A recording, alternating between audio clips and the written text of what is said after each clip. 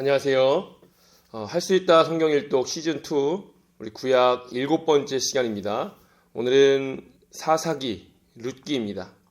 우리가 지난 시간 여호수아부터 역사서를 들어갔기 때문에 읽기에 조금 수월하시고 조금 더 힘을 내서 읽을 수 있으시겠죠? 우리가 사사기 룻기를 통해서 이 같은 기간에 어떤 일들이 일어났고 하나님께서 어떠한 것을 우리에게 원하시는지 한번 같이 살펴보는 시간 갖도록 하겠습니다. 사사기는 역사적으로 언제부터 사사시대이고 언제까지 사사시대인가? 우리가 이스라엘이 이른 출애굽설로요. 출애굽을 했던 것이 BC 1446년 그리고 가나안에 들어간 것이 1406년이라고 말씀드렸고 1406년에 여호수아가 지도자가 되어서 들어갔는데 그때 나이가 약 80세라고 한다면 110세에 죽었으니까 가나안 땅에서 30년 살았죠.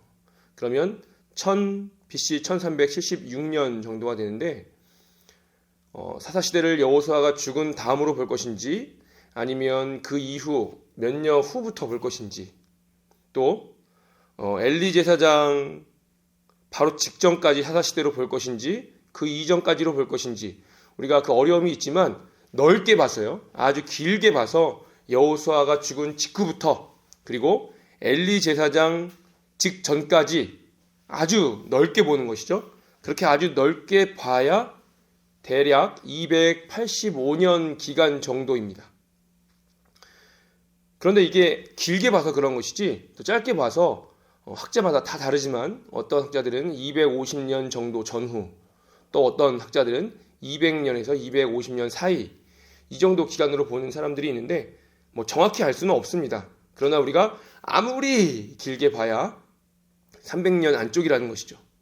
그런데 우리가 사사기에 몇 년 동안 통치했더라, 몇 년 동안 평화였더라 이런 것들을 다 합치면 400년이 넘는다고 합니다. 맞지 않죠? 그렇기 때문에 학자들은 어떻게 연구하고 추측하느냐 하면 사사들끼리도 겹치는 기간이 있다. 왜냐하면 하나의 사사가 나타났을 때 이스라엘 온 전체에 관련된 것이 아니라 어느 지파 또 어느 지방 몇 개의 지파 이 정도이기 때문에 동시다발적으로 일어날 수도 있다는 뜻이죠. 그래서 겹치는 시기가 있다고 판단을 합니다. 그렇다면 사사는 과연 몇 명인가? 우리가 예전에는 엘리 제사장을요, 우리 사무엘상에 나오는 엘리 제사장을 제사장 겸 또 선지자 겸 사사로 판단을 했었습니다. 그래서 엘리까지 넣으면 14명이니 몇 명이니 이게 정확하게 딱 부러지게 할 수 있는 것은 아니니까요. 그러나 최근에는 우리 엘리 제사장을 사사에 넣지는 않고요. 그렇다면 우리가 논란의 여지는 있지만 13명으로 한번 보겠습니다. 13명으로 본다면 대사사 7명, 소사사 6명 이렇게 나눌 수 있는데 중요도에 따라서 나누는 것이냐 그런 것보다는 성경의 분량에 따라서 예를 들어서 삼손이다. 삼손은 성경에 몇 장씩 할애하잖아요. 그런데 소사사라고 우리가 부르는 사람들은 한 절 혹은 두 절에 끝나는 경우가 있습니다. 그런 기준으로 대사사와 소사사를 나누게 되는 것이죠. 문제가 되는 것은 제가 논란이 되는 명수라고 했는데 왜냐하면 아비멜렉 있죠. 기드온의 아들 아비멜렉을 사사로 넣을 것이냐 넣지 않을 것이냐. 예전에는 무조건 사사로 넣었습니다. 그런데 요즘에는 반사사라고 해서 이제 반만 사사다 이게 아니라 반대되는 사사와 반대되는 사람 이렇게 보는 경향들이 많이 있습니다. 그래서 아비멜렉을 포함시키지 않으면 12명 그리고 아비멜렉을 포함시키면 13명 이렇게 볼 수 있는데 오늘 우리는 아비멜렉을 포함시켜서 13명으로 우리가 한번 살펴보겠습니다. 13명이 어떻게 13명이냐? 우리 처음에 온니엘 대사사는 아마 제가 말씀드리면 기억나실 겁니다. 온니엘, 에훗, 삼갈, 드보라 바락, 기드온, 아비멜렉, 돌라, 야일, 입다, 입산, 엘론, 압돈, 삼손 이런 사람들이 있는데 들어본 이름 있으시죠? 그 사람이 대사사. 못 들어본 것 같은 이름인 소사사 이렇게 볼 수 있을 것 같습니다. 대사사를 7명을 말씀드리면 온니엘. 온니엘은 우리 갈렙의 사위죠.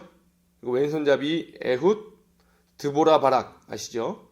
기드온의 아들 아비멜렉, 딸을 바친 입다, 삼손 이렇게 볼 수 있는데 사실 이 7명을 본다면 중심에 7명이니까 네 번째 중심에 기드온의 중심이 있고 기드온 전은 좀 긍정적인 모습이 많이 있고 기드온 후에 나타나는 아비멜렉, 입다, 삼손은 부정적인 내용들이 많이 들어 있습니다.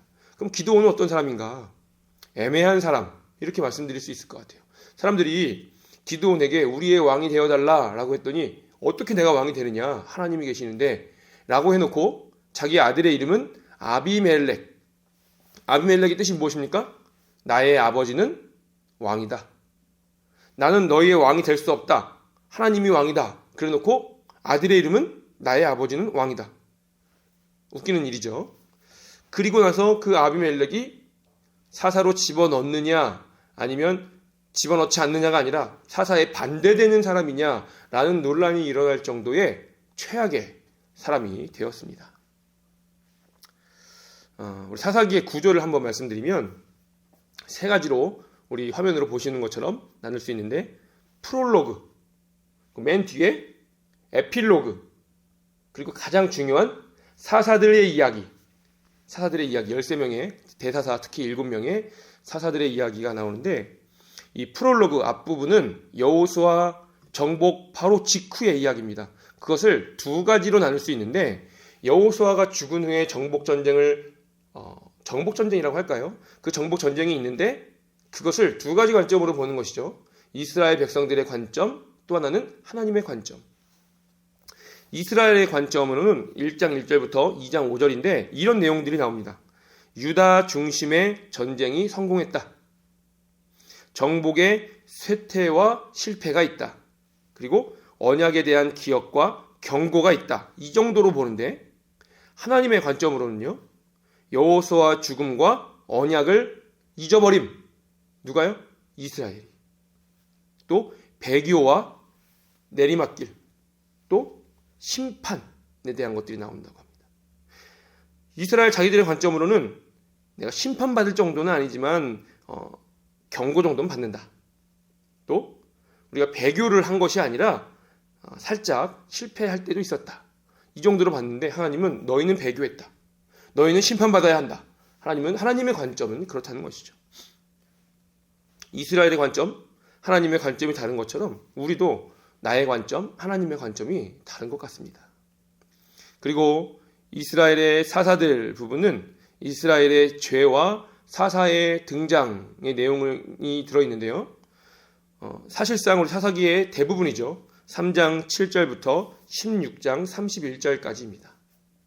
어떤 내용들이 있냐면 이 여러 사사들이 나오지만 배교, 그리고 정복됨, 그리고 간청, 부르짖음이죠. 그리고 하나님의 구원, 이것이 반복된다고 볼 수 있습니다.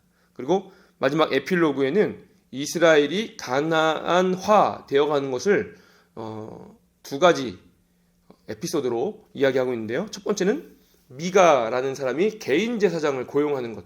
그래서 단지파가 배교하는 장면, 이런 장면이 나오고요. 또 하나는 굉장히 우리 말로 차마 담기도 어려운 기브아에서의 잔혹한 일 기억나시나요? 한 첩이 많은 사람들에게 수치를 당하고 그 남편이 그 첩을 데리고 가서 부인은 첩을 다 잘라서 각 지파에 보내는 그런 일들이 일어나죠. 그래서 베냐민과의 전쟁이 일어나는 장면이 우리 뒷부분에 나옵니다. 우리 네 번째로 사사기의 주요 패턴에 대해서 살펴볼 텐데 사사기의 주요 패턴은 우리 사사기 구조에서 가운데 있었던 사사들의 등장 부분 내용인데요. 우리 화면으로 보시는 것처럼 배교, 정복됨, 부르짖음, 간청이죠. 그리고 하나님의 구원, 이런 장면이 나옵니다. 13명의 사사라고 한다면 13번이 나오는 것이죠. 13번씩이나 그들이 배교하고, 그리고 13번씩이나 그들은 정복당하고, 13번씩이나 그들은 하나님께 부르짖고, 13번씩이나 그들은 다시 하나님의 구원을 경험합니다. 이런 사이클이 있다는 것이죠. 그런데 이 사이클이, 문제는 이럴 수도 있죠. 그러나 점점 그 주기가 짧아져서 뒤로 갈수록, 삼손까지 갈수록 점점 그 주기가 짧아지고 이 사이클이 작아진다는 것이 문제였습니다. 우리 사사기의 주요 주제를 한번 말씀드릴 텐데요. 2가지 정도 말씀드리겠습니다. 첫 번째로 죄에 대한 망각입니다. 가나안 땅을 다 차지하지 않은 것은 언약 위반이었습니다. 출애굽 2세대가 하나님의 성실하심을 목격했지만 그들은 전부 언약 기억 상실증에 걸려 있었습니다. 항상 우리 이 신앙생활의 적은 외부에 있지 않죠. 물론 너무나도 힘든 핍박이 있을 수 있지만 사실상 신앙인이라면 웬만한 외부의 어려움은 이겨냅니다. 그러나 무엇에 넘어지냐 하면 내부의 적, 내부의 신앙을 반대하는 그 힘에 넘어지게 마련이죠. 항상 내부의 신앙 게으름을 우리가 이기기가 어려운 것 같습니다. 그리고 하나님의 벌이 생기는데 그 벌은 너희가 죄 가운데 거하도록 내버려 두심. 결국 이스라엘의 모습은 거룩이 다시 말하면 구분됨. 누구와 구분될까요? 세상. 여기서 세상은 가나안과 구분됨. 너희가 가나안 땅에 들어가서 모두 정복하고 진멸했으면 됐을 텐데 다 정복하지 않고 다 진멸하지 않았기 때문에 영향을 받을 만한 가나안 거민들이 있었죠. 그들과의 구분이 이루어져야 되는데 구분이 이루어지지 않았습니다. 그리고 점차 이방인과 섞이고 죄와 섞이는 모습을 보여주고 있죠. 그래서 이스라엘 사람들의 모습은 점차 어떻게 되냐 하면 처음에는 가나안 사람들을 멀리하는 모습이었지만 점점 가나안 사람들이 이스라엘에 섞여 사는 모습이었고 나중에는 뒤바뀌었죠. 이스라엘이 가나안에 섞여 사는 것처럼 그만큼 많이 하나님을 멀리하는 모습이 보여지고 있습니다. 그러나 문제는 늘 자신들이 올바로 믿고 있다고 착각하는 것이었죠. 두 번째로 신앙의 껍데기만 남은 모습입니다. 사사기 17장 우리 에필로그 부분의 첫 번째 에피소드에 17장에서 미가는 한 레위인을 개인 제사장으로 고용합니다. 어떻게 그럴 수가 있습니까? 그때 이 레위인은 미가를 나무라야죠. 잘못을 지적해야죠. 그런데 그런 것이 아니라 돈에 눈이 멀어서 개인 제사장으로 취직을 하게 됩니다. 그리고 거짓 제사, 잘못된 예배를 주도하는 사람이 되어버리죠. 신앙의 껍데기는 남아있고 그래서 변질되고 중심이 없어지는 그런 모습을 꼬집는 것입니다. 마찬가지로 여기서도 자신들은 신앙생활을 잘하고 있다고 믿고 있지만 사실은 하나님을 저버린 예배였던 것이죠. 자, 이렇게 사사기의 내용을 우리가 한번 살펴봤고요. 우리 룻기를 간단하게 개요 정도로 한번 살펴보겠습니다. 먼저 룻기는 언제 시대인가? 사사 시대를 길게 봐서 285년 정도의 기간이라고 본다면 우리 룻기는 그 사사 시대에 포함되어 있는 시대다라고 볼 수 있습니다. 룻의 시어머니인 나오미, 그리고 나오미의 남편의 이름은 엘리멜렉이죠. 엘리멜렉은 무슨 뜻인가 하면 이걸 이렇게 보면 됩니다. 엘, 하나님, 리, 이는 나의, 이런 뜻입니다. 멜렉은 멜레크가 왕이죠. 엘리멜렉, 하나님은 나의 왕이시다, 이런 뜻입니다. 사사시대에 사실 이스라엘의 왕은 누구신가요? 하나님이시죠. 그런데 사사기의 중요 주제 중에 하나는 항상 그때의 이스라엘의 왕이 없으므로, 그래서 사람들이 항상 자기 소견에 옳은 대로 행했다. 이것이 거의 사사기의 캐치프레이즈 같은 말이죠. 그런데 엘리멜렉이 무슨 뜻이라고요? 하나님이 나의 왕. 지금 무슨 시대죠? 사사시대. 굉장한 신앙의 고백을 엘리멜렉의 부모님이 엘리멜렉에게 지어주었습니다. 그러나 엘리멜렉의 행동은 하나님을 나의 왕으로 모신 것이 아니라 왕이 없는 모습, 자기 소견대로 행하는 모습, 그래서 약속의 땅을 버리고 모압으로 가는 것을 우리가 볼 수 있습니다. 이 룻기의 마지막 장식은 누구로 끝납니까? 다윗으로 끝나죠. 다윗은 무슨 상징인가요? 하나님의 왕, 하나님을 왕으로 섬기는 이스라엘의 왕. 다윗은 하나님이 이스라엘의 왕이라는 상징이었습니다. 룻기의 처음은 엘리멜렉으로 시작하고 그 이름의 뜻은 하나님은 나의 왕이지만 자기 소견대로 행하는 사람. 사사시대에 하나님이 이스라엘의 왕이었지만 사실은 왕이 없어서 자기 소견대로 행하는 것이 이스라엘의 모습이었죠. 하나님이 나의 왕이라는 고백의 이름을 가지고 있지만 왕이 없어서 자기 소견대로 행하는 엘리멜렉.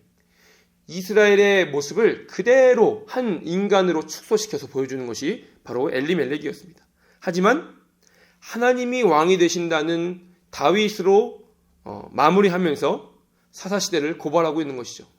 사사시대에 엘리멜렉으로 대변되는 이스라엘 전체는 하나님의 백성이라고, 하나님이 나의 왕이라고 고백하고 그런 껍데기를 가지고 있지만 실상은 너희에게 왕이 없고 너희의 소견대로 행하는 사람이다. 그러나 너희를 지금까지 이끄시고 앞으로도 계속해서 이끄실 분은 하나님이시다 라는 것을 어떤 한 인물로 보여주고 있나요? 다윗.